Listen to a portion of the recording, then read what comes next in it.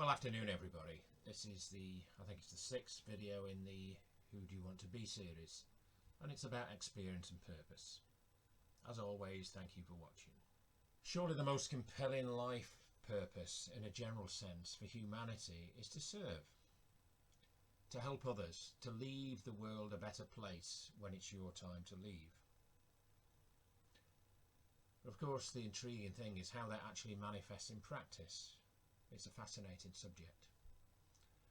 One of my closest friends, Jeff Moran, and we ran a workshop around 15 years ago called Fulfill Your Destiny. Amazing stuff. And of course there are several presuppositions behind this discussion. First and foremost, do we have a purpose? Why not just do what thou wilt? And if we do have a purpose, who decides what it is? Is it ourselves and our soul group before we incarnate? Or maybe it's mostly down to ourselves when we're here, because we have free will. And for those of you watching of my generation, has yours changed over time? Is the Pope a Catholic? It's a pretty obvious and non-controversial statement to say that we move through life acquiring experiences. How do we choose those experiences? Or are we at the mercy of fate? I've covered this point in some detail on the second video, the subconscious mind. And we all know the cliche about two certainties in this life, death and taxes. I remember a very sobering exercise when a group of us were asked to complete. Many years ago I attended a personal development course. We were asked to write our own obituaries. Interesting. Well, it wasn't at all morbid, it just makes you think very deeply about what you're here on earth to do in this moment. And in the future, what you're here to experience, the people you want to meet, the people you want to avoid, your career choices, in fact everything. So would you like to pass to the afterlife with a host of regrets, agonising over a non-existent or unfulfilled bucket list? Do you want to dictate who comes to your funeral? I remember a client about 20 years ago who was so consumed by hatred for his stepdaughter that he said, "She's not coming to my funeral," he banned her. Don't know how he would quite manage that, but anyway, he did. The man had terminal cancer, and I read his obituary a few weeks later. God knows whether his stepdaughter did attend, but his burning resentment, obviously, to me, it contributed to his demise. And here's another interesting idea. The source is unknown. The definition of insanity is to continue to do the same thing over and over again and expect a different result. I can't recall ever having met anyone who doesn't enjoy travel.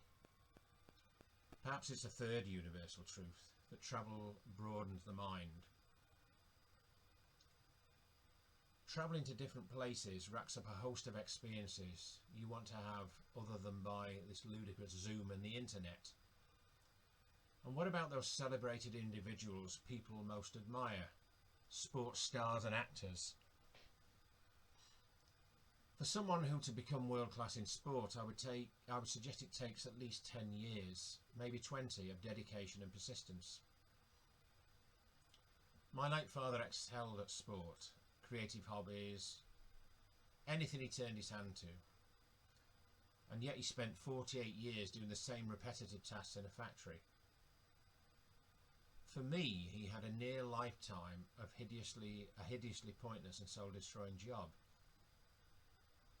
And if you were to ask him how he would value his life, but we never had this conversation, unfortunately, then his life wouldn't be about his job. It's about his relationship with my mother, how he related to his friends and his leisure activities, and his relationship to me. So I would maintain experience in and of itself has no value. It's the very nature of these experiences, what you do with them, and how you process these experiences that matters. Someone who's driven a car for 10 years is probably more skilled than someone who has just driven the car for 10 weeks.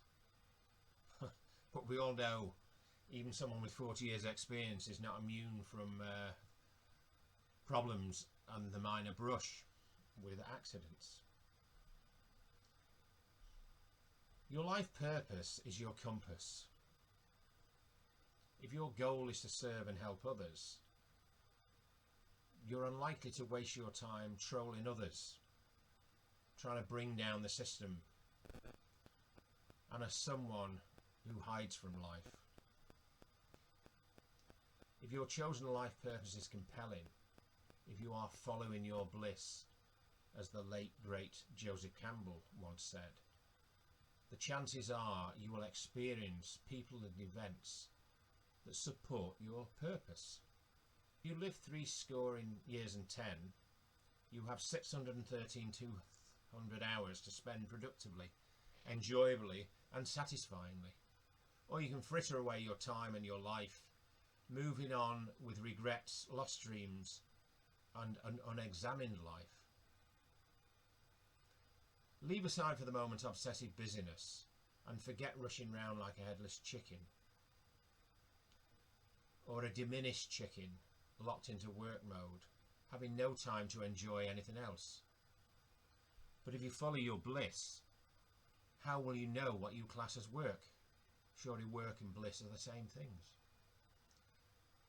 If you missed out on Jeff and my workshop all those years ago, then how do you discover your life purpose or even your bliss? There are hundreds of books, courses, workshops and audio video materials on the subject. Staying briefly on the subject of life lessons, and of course this perpetually appears in my rants. If you have bad experiences, traumas, betrayals, etc., these things don't go away. They stay with you in your mind, mostly your subconscious mind, in your body and all of your cells.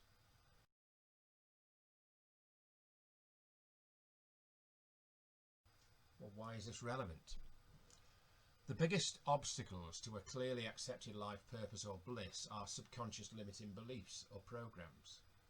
If you have a cluster of beliefs that suggest to you, and you believe them, that you are unworthy or incompetent or unattractive, you have to let them go.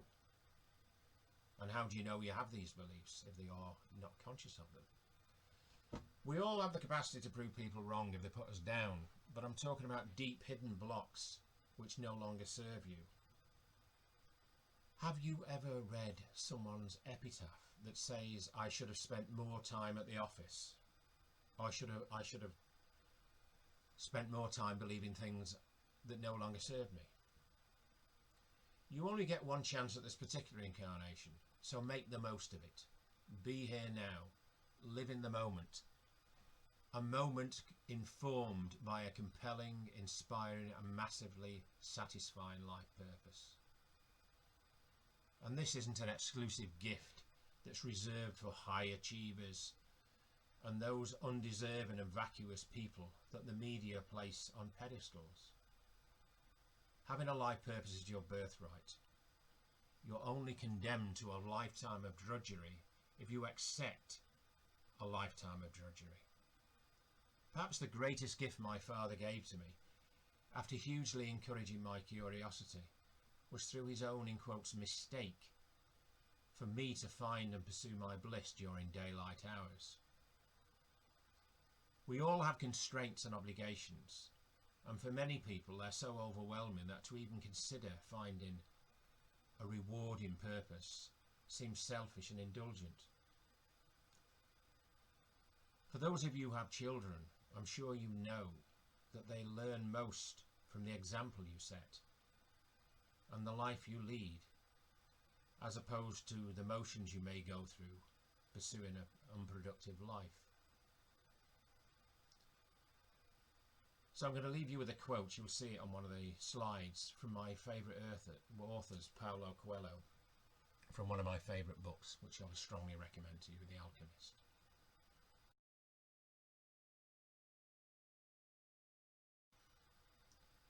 You never have to grin and bear it, because nothing is for life. And before I close, the thing about do what thou wilt was from the infamous Satanist Aleister Crowley. So thanks again for watching. Have a great life. Enjoy these videos.